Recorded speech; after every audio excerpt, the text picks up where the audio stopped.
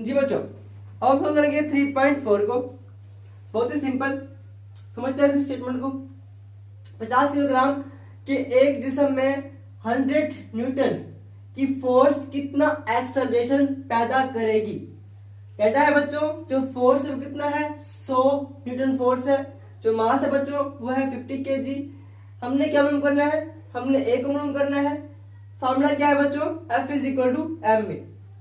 तो रखते हैं मालूम, F is equal to M A बच्चों। हमने मालूम करना है ए को, तो ए is equal to F over M.